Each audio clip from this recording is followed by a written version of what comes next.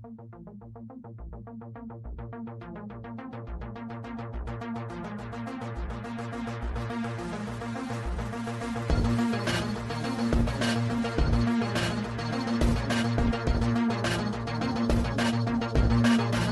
kabar saudara? Kami harap semuanya dalam kondisi fit dan sehat dalam menjalani rutinitas kerja Anda.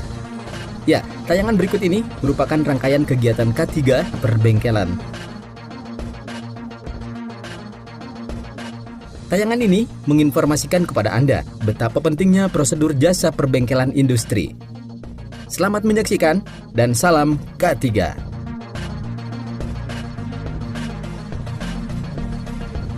Keselamatan dan kesehatan kerja atau K3 merupakan bagian penting pada suatu pekerjaan, perusahaan, maupun bengkel.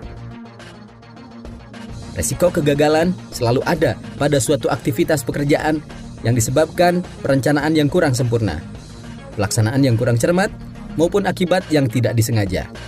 Salah satu resiko pekerjaan yang dapat terjadi adalah adanya kecelakaan kerja. Kecelakaan kerja akan mengakibatkan adanya efek kerugian seberapapun jumlahnya. Oleh karena itu, sedapat mungkin kecelakaan kerja harus dicegah. Apabila memungkinkan, dapat dihilangkan atau setidak-tidaknya dikurangi dampaknya. Kecelakaan kerja dapat terjadi di mana saja, termasuk di area perbengkelan. Bengkel merupakan sebuah bangunan yang menyediakan ruang dan peralatan untuk melakukan pekerjaan konstruksi dan manufaktur dan atau memperbaiki benda. Sedangkan perbengkelan adalah sebuah ilmu yang telah berkembang bahkan sebelum revolusi industri. Karena bengkel merupakan satu-satunya tempat untuk membuat alat sehingga berkembang industri manufaktur besar dan mesin uapnya. Dalam penerapan konsep keselamatan kerja, satu hal yang harus kita perhatikan adalah bagaimana lingkungan kerjanya.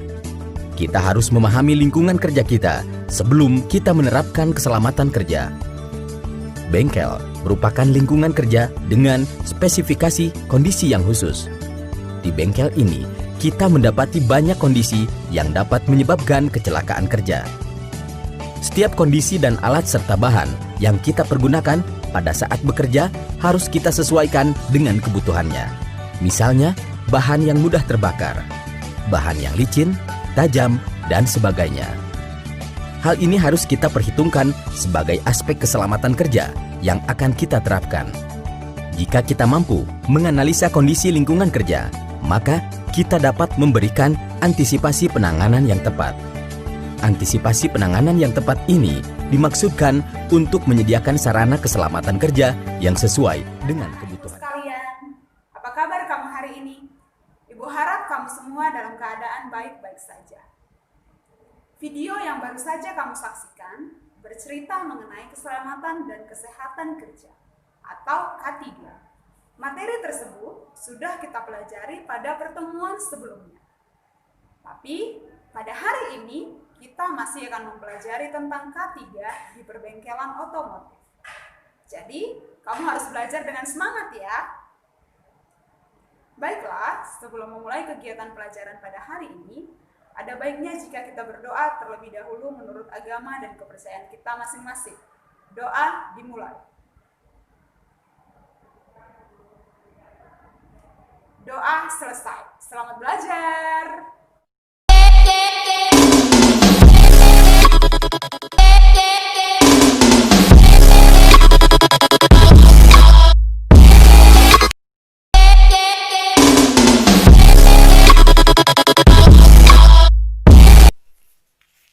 Hari ini kita akan kembali belajar teknologi dasar otomotif. Materi kita pada hari ini adalah keselamatan kerja atau K3 di perbengkelan otomotif.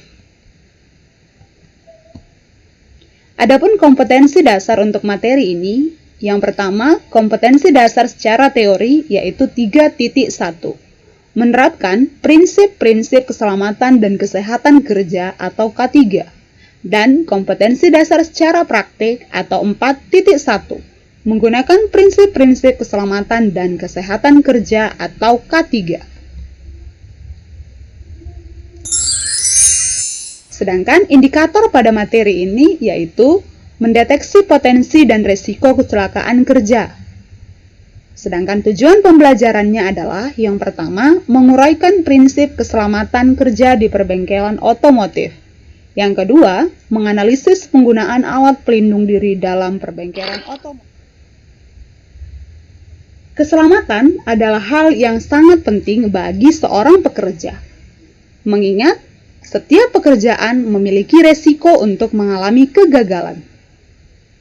Dalam kegiatan perbengkelan otomotif, baik ketika melakukan perbaikan dan perawatan kendaraan, kamu harus mematuhi prinsip K3. Ingat, seorang mekanik yang baik akan selalu patuh pada peraturan.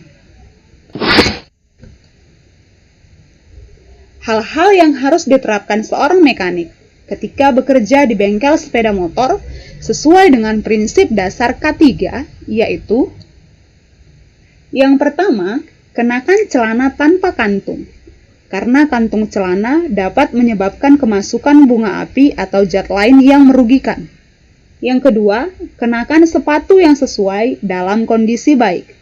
Usahakan sepatu tersebut bersol kuat untuk dapat melindungi kaki dari luka akibat benda tajam, atau melindungi kaki dari kejatuhan benda-benda yang berat. Ketiga, perhatikan ukuran rambut agar tetap pendek sesuai dengan aturan, terkhusus karena pada saat ini kamu masih seorang pelajar di sekolah, jadi harus mengikuti aturan sekolah. Yang keempat, jangan memakai cincin atau jam ketika bekerja. Hal ini disebabkan ketika bekerja pada kendaraan, cincin dapat tersangkut pada mesin yang dapat menimbulkan hubungan pendek arus listrik, sehingga dapat menyebabkan terjadinya kebakaran. Cincin umumnya terbuat dari bahan logam yang bersifat konduktor atau dapat menghantarkan listrik dengan baik. Kemudian, aturan yang kelima, gunakan alat pelindung diri atau APD yang sesuai dengan pekerjaan. Yang keenam, kenakan kacamata safety ketika melakukan kegiatan yang berhubungan dengan pengapian. Yang ketujuh, hindari duduk secara langsung pada lantai agar tidak merusak kesehatan, terutama jika kamu harus bekerja dalam waktu yang lama.